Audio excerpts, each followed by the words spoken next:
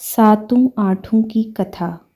उत्तराखंड में सातों आठों बहुत महत्व का त्यौहार माना जाता है। इन 2 दिनों में गांव की सभी युवतियां और महिलाएं गौरा और महेश यानी शिव और पार्वती जी को पूजती हैं। गौरा और महेश जिन आकृतियों की पूजा की जाती है उन्हें गमरा कहा जाता है।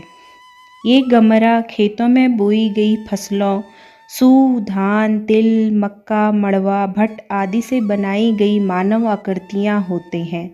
गौरा को सजाया जाता है, उनको साड़ी, पिछौड़ा, चूड़ियाँ, बिंदी व पूरा श्रृंगार कराया जाता है जो शादीशुदा महिला करती है। महेश को भी पुरुषों का प्रधान पहनाया जाता है, कुर्ता पैजामा और ऊपर से शॉल। दोनों को मुकुट भी पहनाए जाते हैं। ये मुकुट उन दंपतियों के होते हैं जिनकी गांव में सबसे नई शादी होती है। इन त्योहारों की शुरुआत पंचमी से हो जाती है जिसे बिरुड़ पंचमी कहते हैं।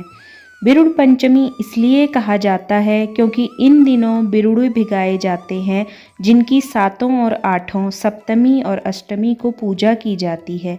बिरुड़े 5 प्रकार के अनाज होते हैं जिन्हें एक तौले, एक प्रकार का तांबे का बर्तन में पंचमी को ही भिगो दिया जाता है। उस बर्तन के बाहर 5 जगह थोड़ी थोड़ी मात्रा में गाय का गोबर लाया जाता है जिसमें दूब घास और टीका लगाया जाता है। इसके साथ साथ इस बर्तन में एक पोटली में गेहूं भी बांधकर रखे जाते हैं जिन्हें सप्तमी के दिन, जिसको यहाँ सातों कहा जाता है, दोपहर को महिलाएं नौले या धारे जो पानी के स्रोत होते हैं पर पंचमी को भिगाए गए बिरुड़ों को धोती हैं। धोने से पहले नौलों पर या धारे पर 5 जगह टीका लगाया जाता है और शुभ गीत भी गाए जाते हैं। बिरुड़े धोकर वापस भिगोकर रख दिए जाते हैं और उसमें से गेहूं की पोटली निकालकर गमरा, गौरा और महेश्वर की पूजा के लिए लेकर जाते हैं। पोटली वाले गेहूं के साथ साथ फूल, कुछ फल और अन्य पूजा की सामग्री भी रखी जाती है। सभी महिलाएं गमरा का श्रृंगार करती हैं और फिर पंडित जी आकर पूजा करवाते हैं। पूजा के बाद महिलाएं गाने गाती हैं और नृत्य भी करती हैं। अष्टमी को सभी महिलाएं इकट्ठा होती हैं और पूजा करती हैं। पंडित जी के द्वारा पूजा कराए जाने के बाद इस दिन कोई एक महिला सातों आठों की कथा सुनाती है। यह कथा कुछ इस प्रकार है। किसी गांव में एक बुजुर्ग दंपति रहते थे जिनके 7 पुत्र थे और सभी की पत्नियां भी, परंतु किसी भी बेटे को कोई संतान नहीं थी, जिससे सास ससुर बहुत दुखी थे। एक दिन ससुर कहीं से घर आ रहा था तो उसे रास्ते में पानी की मटमैली धारा बहती दिखाई दी। उस समय बरसात का मौसम भी नहीं था तो वो सोचने लगा, यह पानी कहाँ से आ रहा है। उस धारा के साथ साथ चलते हुए एक नौले पर पहुँच गया जहाँ कुछ महिलाएं बिरुड़े धो रही थी। मटमैला पानी उन बिरुड़ों का ही था। उसने पूछा, ये आप सभी क्या कर रही हैं? महिलाओं ने जवाब दिया, हम नहा धोकर बिरुड़े धो रहे हैं और फिर गौरा महेश की पूजा करेंगे। उसने फिर पूछा, ये क्या होते हैं और इस पूजा को करने से क्या होता है? इस पूजा की विधि हमें भी बताइए। महिलाओं ने कहा, 5 अनाजों को भिगोया जाता है। भिगाने से पहले नहा धोकर घर की लिपाई पुताई की जाती है। घर के 5 कोनों में दिया जलाया जाता है। टीका लगाकर फिर बिरुड़े भिगाते हैं, लेकिन भिगाते समय उसको चखना नहीं चाहिए। इससे पूजा सफल नहीं मानी जाती और इस पूजा को करने से जिनके घर में अन्न नहीं होता, अन्न आता है। जिसके घर में धन नहीं होता, वहाँ पर धन भी आता है। और जिसके घर में संतान नहीं होती, उसको संतान भी होती है। यह सुनकर वह व्यक्ति चला गया और घर पहुंचकर अपनी पत्नी को इसके बारे में बताया। पत्नी ने अपनी एक बहू को बुलाया जो उसको सबसे लाडली थी और उसको बिरुड़े भिगाने को कहा। उसने भिगोते समय एक दाना चख लिया। सास ने उससे कहा, बहू, तुमने इसे चखकर इस विधान को खंडित कर दिया है। फिर अपनी दूसरी बहू को बुलाया जो भी उसकी लाडली थी, पर पहली वाली से थोड़ा कम। उसने भी बिरुड़े भिगोने से पहले ही चख लिए। ऐसे करते करते सास ने 6 बहुओं को बोला और सभी ने भिगोने से पहले ही बिरुड़े चख लिए। अब एक ही बहू बची थी जो सास को पसंद नहीं थी। उसने बाहर के सारे मुश्किल कामकाज कराए जाते थे और उसके साथ ठीक से व्यवहार भी नहीं किया जाता था। इसलिए सबसे आखिर में उसे कहा गया कि तुम बिरुड़े भगाओ। बहू ने नहाया, दिया जलाया और बिरुड़े भिगा दिए। अब उसका पति भी घर पर ही था। कुछ महीनों में बहू गर्भवती हो गई।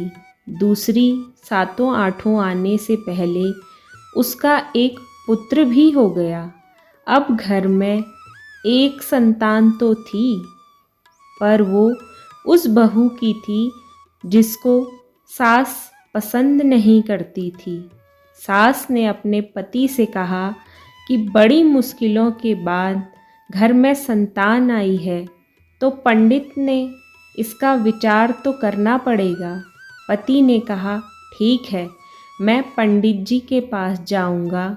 इस बीच सास खुद पंडित को जाकर पैसे दे आई और बोली, जब मेरा पति आपसे इस बच्चे के बारे में बात करने आएगा तो आप बोलना यह संतान अन्न, धन और परिवार की सुख समृद्धि के लिए ठीक नहीं है। पंडित भी मान गया। कुछ दिन बाद फिर 7-8 आने वाली थी। सास ने बहू को कहा, बहू, मुझे खबर मिली है कि तेरे पिता की मृत्यु हो गई है। तेरी माँ शोक में है, तुझे वहाँ जाना चाहिए। बच्चे की फिक्र मत कर, मैं इसका ध्यान रखूंगी। बहू रोती बिलखती अपने मायके पहुंची। जिस दिन वह उस दिन 8 थी और मायके में पूजा चल रही थी। उसको देखकर उसकी माँ ने पूछा, बेटी, तेरा कुछ ही दिन पहले पुत्र हुआ है और आज पर्व का दिन है, पर तू यहाँ क्या कर रही है? बेटी ने माँ को पूरी कहानी बताई। माँ ने कहा, बेटी, मुझे कुछ ठीक नहीं लग रहा। तेरे पुत्र को कुछ हो सकता है, तू वापस जा। माँ ने बेटी को सरसों दिया और कहा कि तू रास्ते में ये सरसों फेंकते हुए जाना। अगर ये सरसों जमकर हरे हो गए तो समझना तेरा पुत्र जिंदा है। इसी बीच सास ने अपने पति को पंडित के पास जाने को कहा और पंडित वही सब बातें उससे बोलता है जो सास ने बोलने को कही थी।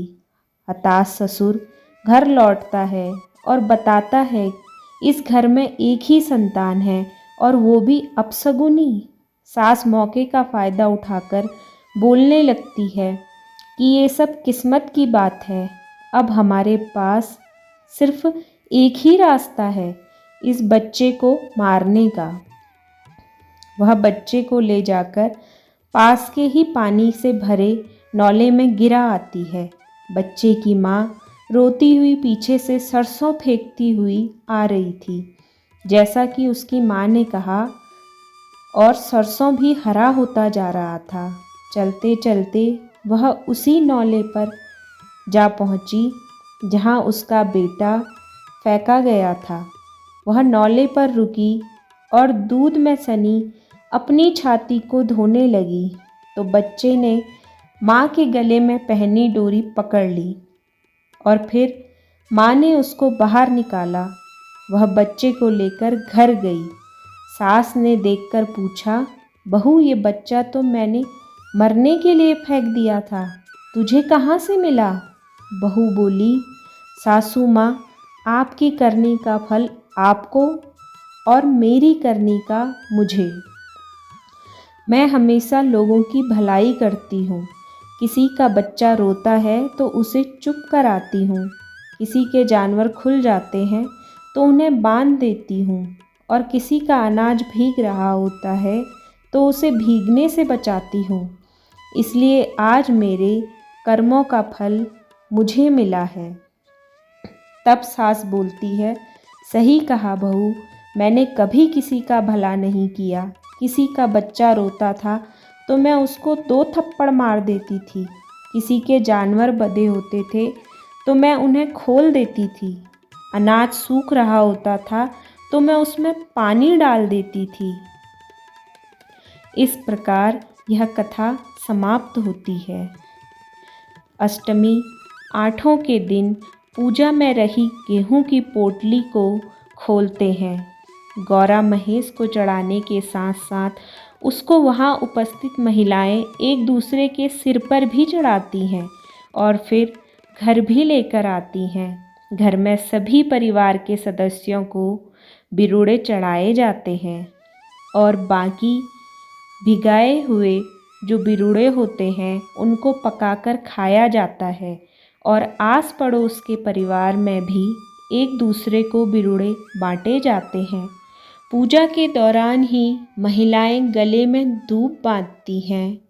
कहा जाता है कि बच्चे ने अपनी माँ के गले की जो डोर पकड़ ली थी उसके बाद से ही 7 और 8 में पूजा करने वाली महिलाएं गले और हाथ में वह डोर बांधती हैं। 8 के दिन कई इलाकों में मेले भी होते हैं जिनमें विभिन्न प्रकार की दुकानें तो लगती ही हैं, साथ ही उत्तराखंड के लोकगीत भी गाए जाते हैं। 8 के बाद गौरा और महेश्वर कुछ दिन तक उसी घर में रहते हैं जहां इनकी पूजा की जाती है। फिर सभी गांव वाले मिलकर कोई एक दिन तय करते हैं और गाने बाजे के साथ धूमधाम से नज़दीक के मंदिर में उनको पहुंचाकर आते हैं। इसे गमरा सिवाना कहा जाता है। मंदिर में भी नाच गाने होते हैं और इस तरह अगले साल फिर गौरा महेश्वर के वापस लौटने की कामना की जाती है। हर हर महादेव। दोस्तों, अगर आप लोगों को ये कथा पसंद आई है तो वीडियो को लाइक करना ना भूलें और चैनल को सब्सक्राइब करना भी ना भूलें। इस कथा को अपने दोस्तों और परिवार के साथ ज़रूर शेयर करें। मिलते हैं एक नई वीडियो के साथ, तब तक के लिए हर हर महादेव। नमस्ते।